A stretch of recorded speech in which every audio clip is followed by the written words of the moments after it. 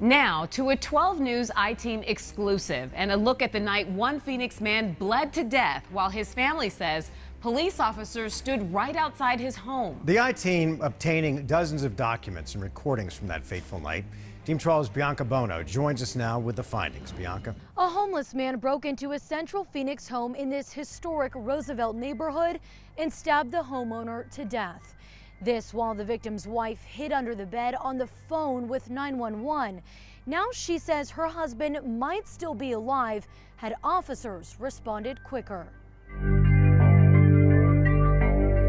Phoenix 911, where is your emergency? It was March 31st, 2018, around 2:20 in the morning. Katrina Smith, There's an intruder in my house right now. He's yelling at my husband. quietly but frantically calling 911. He took my husband in the living room.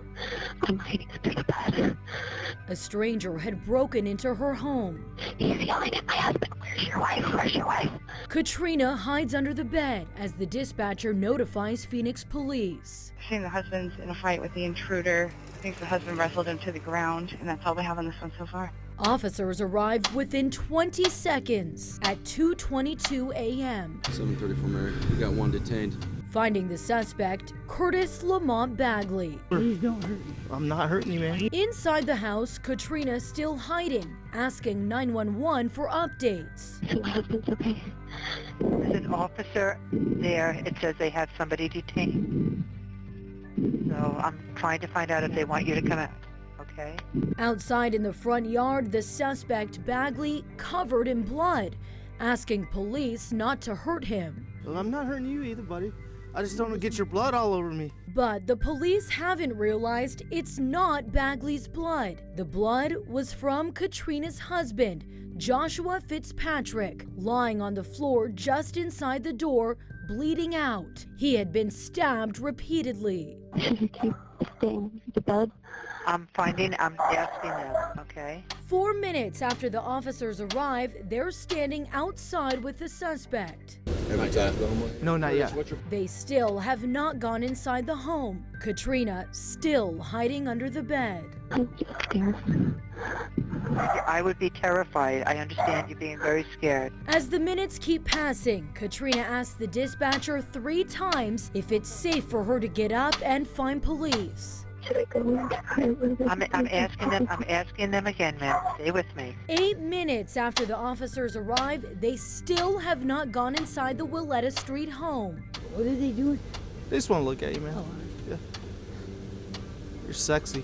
After 10 minutes and 15 seconds, the Phoenix police officer outside turns off his body camera. I'm going off. No officers have gone in, even though dispatch told them there had been a struggle inside. I think the husband's in a fight with the intruder. And Katrina is still under the bed. Hello? Finally, she is cleared to get up. Okay, go ahead and go talk to the officers. But seconds later, This guy, where is he? Are they not in here? she finds it's not some guy. The man lying on the ground is her husband, who has been bleeding out for at least those 10 minutes.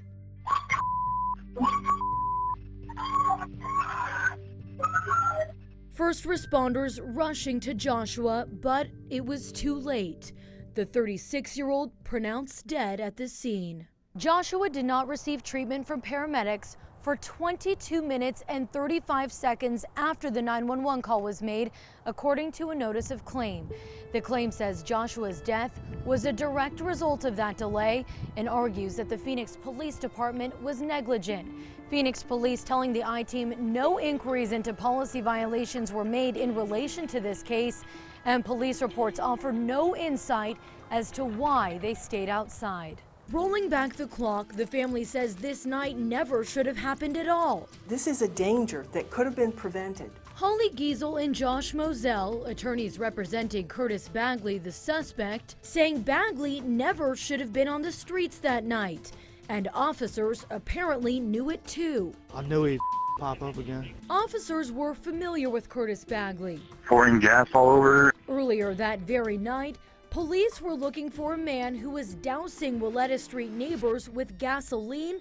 Lit my neighbor's house on fire. and even lit these apartments on fire. Bagley had just been released from prison 2 weeks before the murder. In those 2 weeks, there were multiple encounters with police, including this happening just outside our 12 News studios. Shortly after that, police placed him in mental health facilities. He was a danger to himself, he was a danger to others, and he should not have been released. Court records showing Bagley himself went looking for help, but he was still discharged. No, Curtis is not an isolated event. This happens every day. And like we've said, every time something like this happens, they're rolling the dice. Joshua's family now hoping to hold Phoenix police and the mental health care system accountable, so no other family has to live a night like this again. I'm really scared. And Phoenix police declined our request for an interview, but said tactical decisions made on scene would be difficult to discuss, and said the trial should provide some much needed context. We also reached out to several mental health providers who declined to comment, citing HIPAA. We're in Phoenix. Bianca Bono, 12 News. Okay, Bianca, thanks. If you have a story idea that you want the I-Team to look into, you can reach us at connect@12news.com and on our Facebook and Twitter pages as well.